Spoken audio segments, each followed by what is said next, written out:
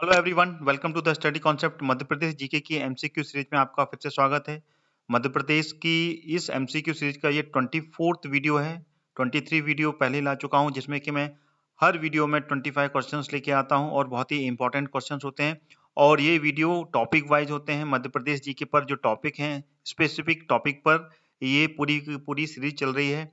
लगातार 25 क्वेश्चंस करके हर टॉपिक पर डेप्थ में एनालिसिस ले रहा हूँ हर क्वेश्चंस का, जो कि मध्य प्रदेश की MPPSC, MPSI, Madhya Pradesh constable, पटवारी, जेल प्रहरी और जो अन्य एग्जाम होते हैं व्यापम के द्वारा जिसमें कि मध्य प्रदेश जीके पूछा जाता है, उन सभी के लिए बहुत ही ज्यादा उपयोगी सीरीज है। क्योंकि बहुत ही डीप एनालिसिस के साथ में 10,000 क्वेश्चंस की ये सीरीज मैंने स्टार्ट की है, जिसके कि लगातार 23 वीडियो आ चुके हैं और ये 24वां वीडियो है जिसमें कि अगले 25 क्वेश्चंस में लेके आया हूँ। वीडियो तो को अंत तक देखें और वीडियो पसंद आए तो वीडियो को लाइक भी करें, साथ में वीडियो को शेयर करें अपने सभी ग्रुप्स में, जो भी आपके पास में ग्रुप हो, फेसबुक ग्रुप हो, व्हाट्सएप ग्रुप हो, टेलीग्राम, इंस्टाग्राम या फिर सिग्नल ग्रुप, जो भी ग्रुप आपके पास में है उस ग्रुप में आप इसको शेयर कीजिए। और लगातार मेरी सीरीज से जुड़े रहने के लिए मेरा चैनल कॉन्सेप्ट सब्सक्राइब कर लीजिए ऑल नोटिफिकेशन के साथ में। ऑल का जो रेडियो बटन है इसको सिलेक्ट करने के बाद में आपको सब्सक्राइब बटन को क्लिक करना है, then you will get 100% notification of my all video. तो चलिए स्टार्ट करता हूं। ये 24th वीडियो जो कि मध्य प्रदेश जीके की स्पेसिफिक टॉपिक पर आधारित है और अगले 25 क्वेश्चंस इसमें मैंने कवर किए हुए हैं, तो वीडियो को अंत तक आप जरूर देखिएगा। ये आ गया पहला क्वेश्चन इस वीडियो का। बोरी वन्यजीव अभ्यारण्य में कौन सा वनस्पति पाया जाता है? इनमें से कोई नहीं, या फिर रोडोडेंड्रेन, नागफनी या फिर बांस। तो इसका आंसर कौन सा है? तो इसका आंसर है द बांस। बांस जो वनस्पति है वो बोरी वन्यजीव अभ्यारण्य में पाया जाता है। और बोरी वन्यजीव अभ्यारण्य कहाँ पर स्थित है? ये है होशंगाबाद में, जो कि मैं आपको पहले भी बता चुका हूँ। होशंगाबाद में स्थित है ये बोरी वन्यजीव अभ्यारण्य। और इसकी स्थापना कब की गई थी? ये हुई थी 1865 में। बहुत पुराना वन्यजीव अभ्यारण्य है ये ब्रिटिश काल के दौरान इसकी स्थापना कर दी गई थी। और ये टोटल 518 स्क्वायर किलोमीटर में फैला हुआ है। ठीक है ना, ये आपको पूरा पता होना चाहिए कि कितने किलोमीटर में ये फैला हुआ है और कब इसकी स्थापना की गई और यहाँ पर कौन कौन से वनस्पति हैं वो यहाँ पर पाई जाती हैं। ठीक है, चलिए अगले क्वेश्चन की ओर चलते हैं। अगला क्वेश्चन आ गया, नर्मदा के किस ओर सतपुड़ा टाइगर रिजर्व स्थित है? उत्तर में, पश्चिम में, पूर्व में या फिर दक्षिण में? इसका सही उत्तर क्या है? तो इसका सही उत्तर है दक्षिण में। नर्मदा के दक्षिण क्षेत्र में है पूरा सतपुड़ा की श्रेणी।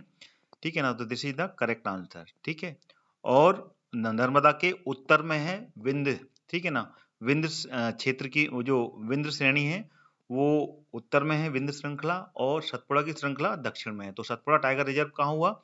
दक्षिण में हुआ। ठीक है, और उसके बीच से पूरी की पूरी नर्मदा घाटी वैली कहलाती है। ठीक है, अगला क्वेश्चन आ गया, पेंच बाघ अभयारण्य किन जिलों में स्थित है? होशंगाबाद, बैतूल, बैतूल छिंदवाड़ा, सिवनी, छिंदवाड़ा या सिवनी मंडला। तो इसका सही उत्तर क्या है? तो इसका सही उत्तर है सा, सिवनी और छिंदवाड़ा में स्थित है ये पेंच बाघ अभयारण्य, जिसको कि इंदिरा गांधी राष्ट्रीय उद्यान के नाम से भी इसको जानते हैं। ठीक है, क्योंकि इसका नाम बदल गया है और यहाँ पर पेंच नदी, ठीक है ना, पेंच नदी यहाँ से निकलती है।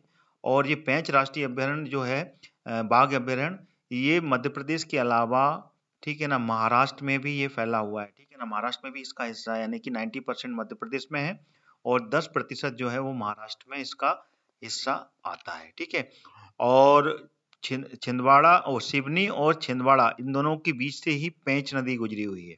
ठीक है ना, और बीच में से ये पूरा का पूरा इस तरीके से छिंदवाड़ा और सिवनी में ये पूरा का पूरा बाघ अभयारण्य फैला हुआ है। ठीक है, और पेंच राष्ट्रीय उद्यान में ही जो मोगली लैंड, ठीक है ना, मोगली लैंड भी कहा जाता है इसको, क्योंकि रुडलिंग के जो क्लिपयार्ड रुडलिंग ने जो द जंगल बुक, मोगली जो बुक लिखी थी, वो इसी जंगल में रहकर, ठीक है ना, यहीं के पूरी की पूरी जो जंगल की चित्रकारी है वो इसमें पूरी की पूरी ली गई है। ठीक है, तो ये भी आपको पूरा पता होना चाहिए। ठीक है, चलिए आगे बढ़ते हैं।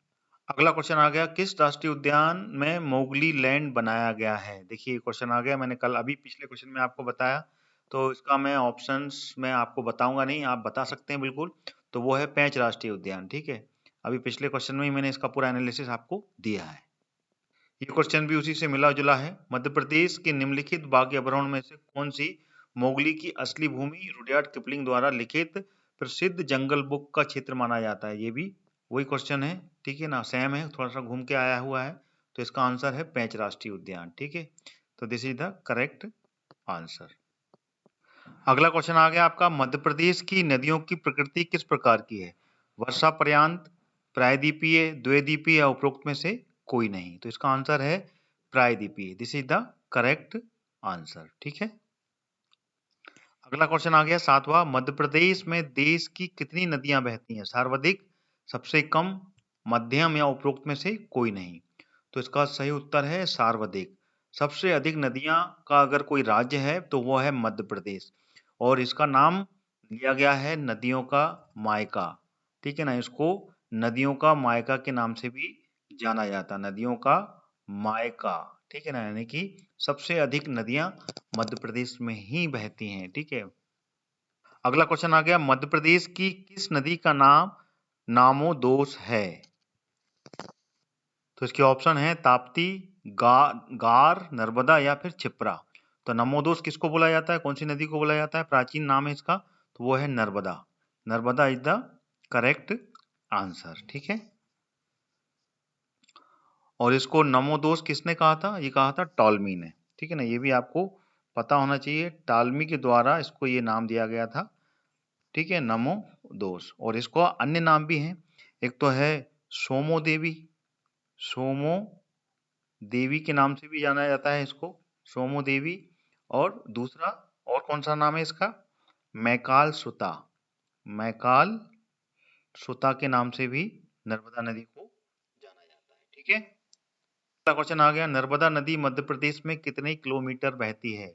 1312, 1077, 1088 या फिर 1210 किलोमीटर बहती है। तो इसका सही उत्तर क्या है? तो मध्य प्रदेश अकेले में ये 1077 किलोमीटर बहती है, ठीक है। This is the correct answer. और अगर पूरे मध्य प्रदेश और महाराष्ट्र और गुजरात तीनों को मिला लिया जाए तो ये पूरी 1312 किलोमीटर बहती है। This is the correct answer, ठीक है। अगला क्वेश्चन आ गया, नर्मदा का अफवाह क्षेत्र है कितना है?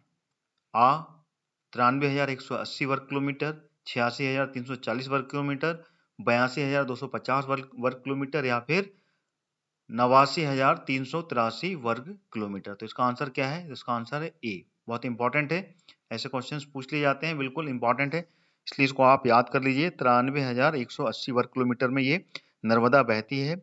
और अगर इसको अपन राज्यवार देखा जाए, जैसे कि मध्य प्रदेश में कितना, ठीक है ना, फिर महाराष्ट्र में कितना बहती है और गुजरात में कितना परसेंट कवर करती है, तो वो है परसेंटेज वाइज में।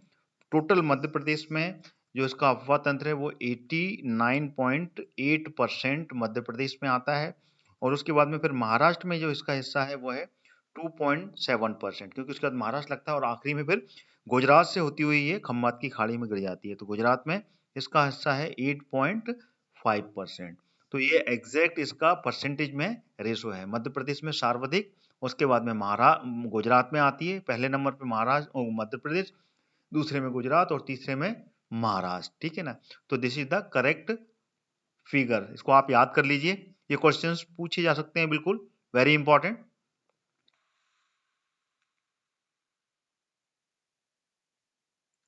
दोस्तों आगे बढ़ने से पहले मैं आपको बताना चाहता हूं अनअकैडमी के बारे में। अनअकैडमी लाया है आपके लिए फ्री प्लान, जिसमें आपको एमपी के टॉप एजुकेटर से पढ़ने का सुनहरा मौका मिलेगा। उसी के साथ में आपको मिलेगा 500 से ज्यादा free live access, live doubt clearing के साथ में, और 20,000 से ज्यादा practice questions, free mock test और उनके एनालिसिस, और भी बहुत कुछ।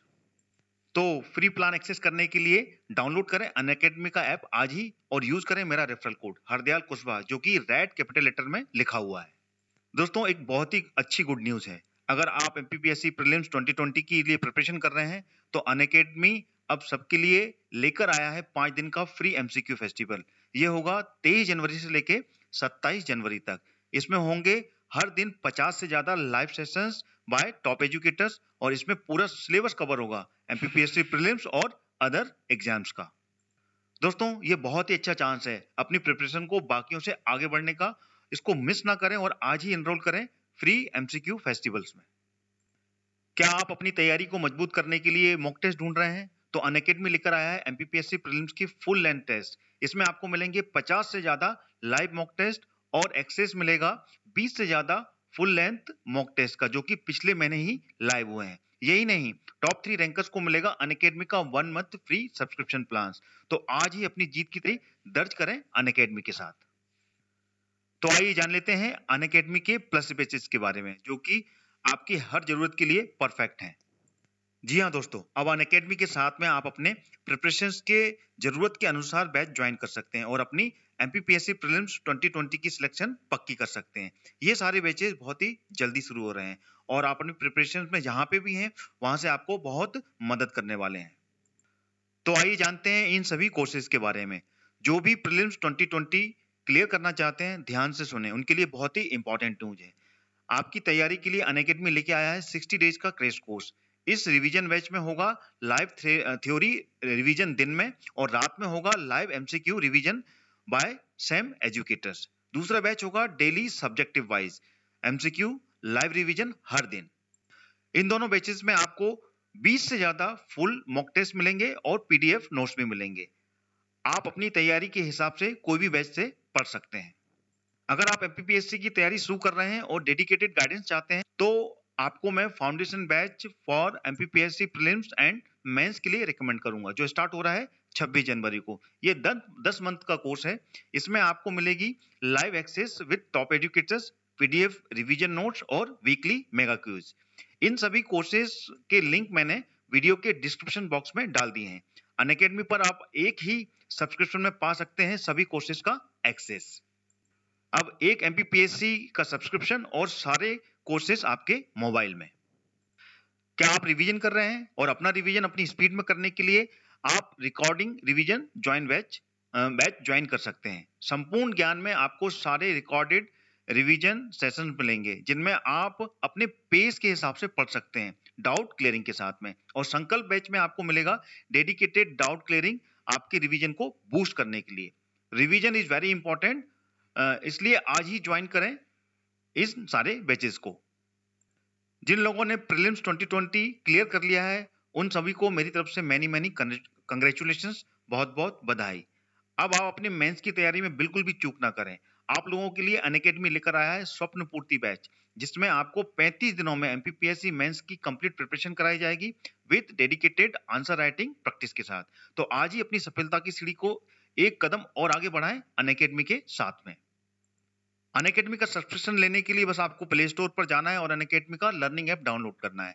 इसमें आप अपना गोल MPPSC और व्यापम को चूज करना है और प्लस कोर्सेज में जाकर अपने मनचाहे बैचेस को एनरोल करना है और फिर बाद में गेट सब्सक्रिप्शन का जो बटन है उसको क्लिक करना है।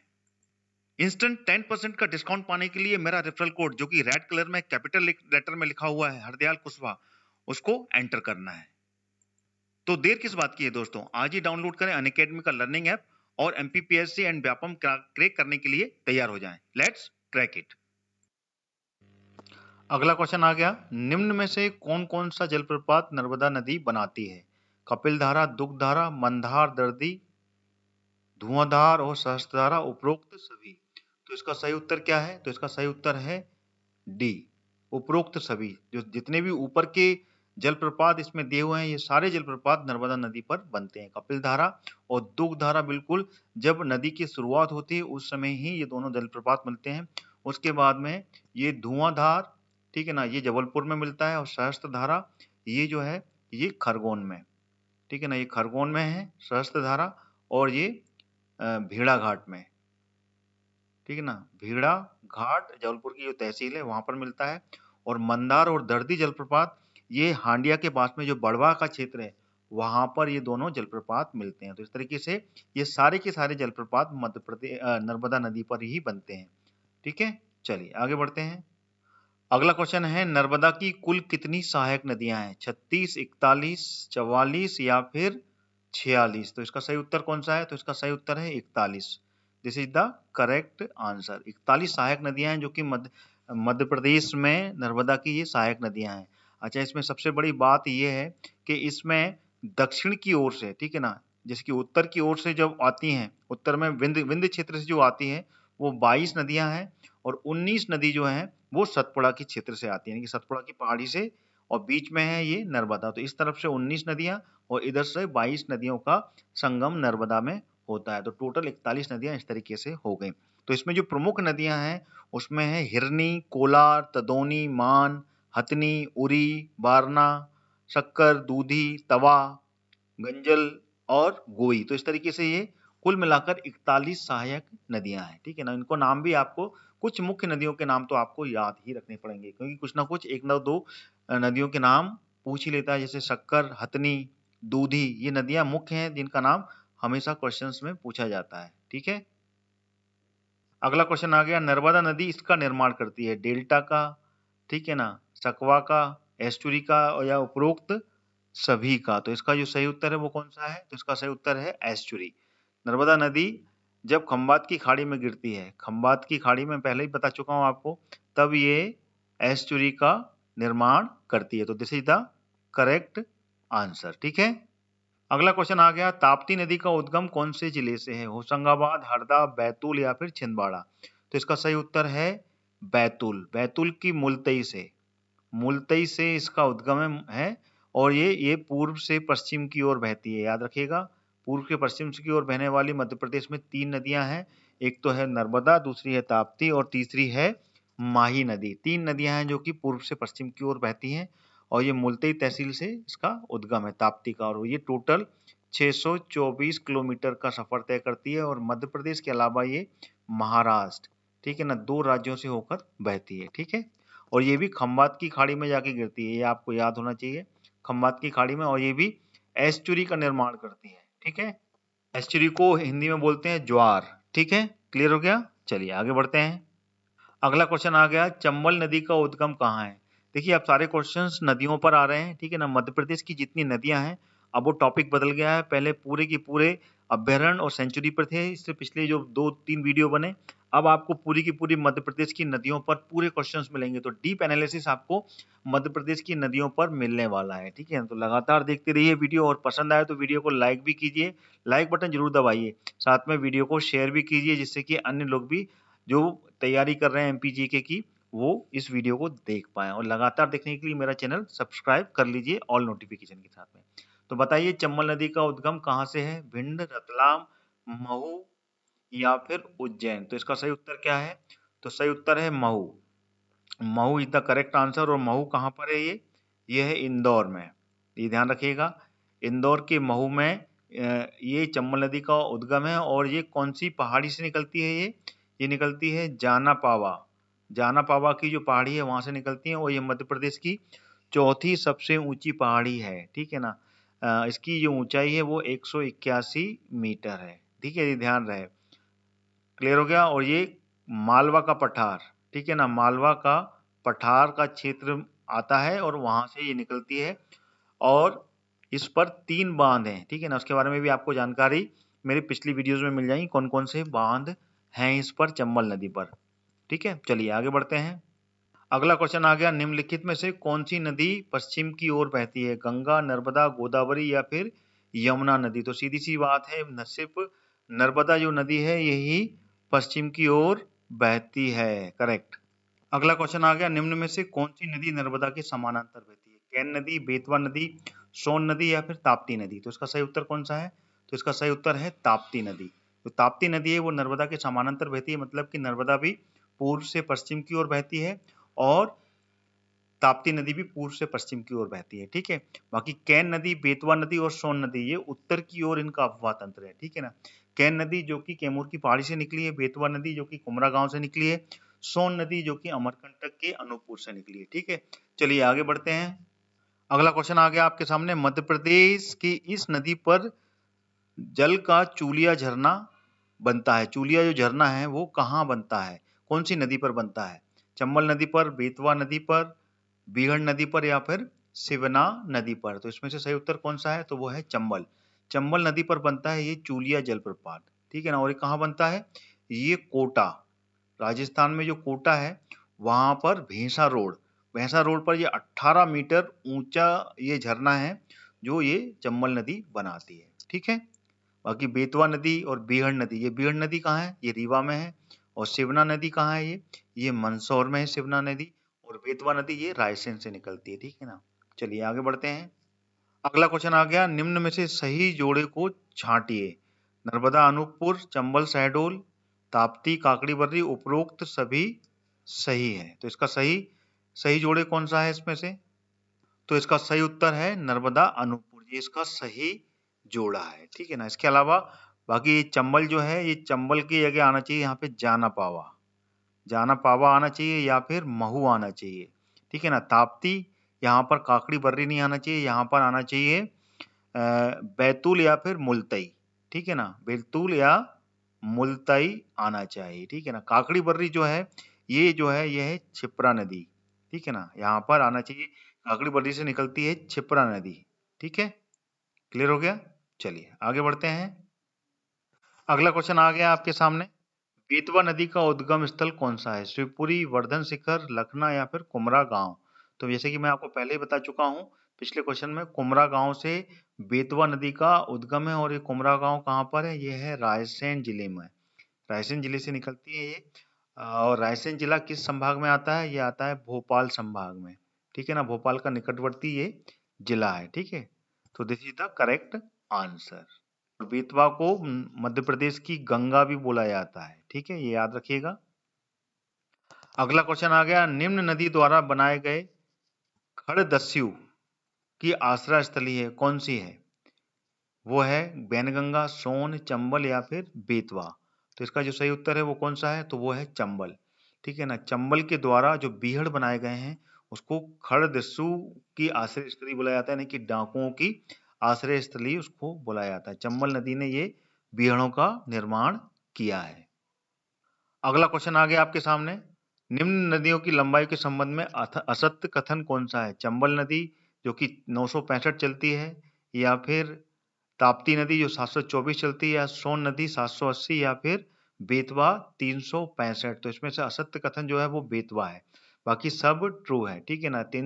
965 किलोमीटर चंबल नदी की लंबाई है, और ताप्ती की लंबाई 724 है, और सोन नदी की लंबाई 780 किलोमीटर है, और बेतवा की जो लंबाई है वो 480 किलोमीटर है, ये ध्यान रखिएगा, ठीक है ना। ये उत्तर प्रदेश में यमुना नदी की सहायक नदी बनती है बेतवा नदी, ठीक है ना। और वहां तक रन करती है ये रायसेन से, कुमरा गांव से निकलते हुए, ठीक है ना। 480 किलोमीटर का सफर करती है, ठीक है। चलिए क्वेश्चन आ गया आपके सामने, निम्न नदियों में दक्षिण की ओर बहने वाली नदी कौन सी है? चंबल, वैनगंगा, ताप्ती या उपरोक्त में से कोई नहीं।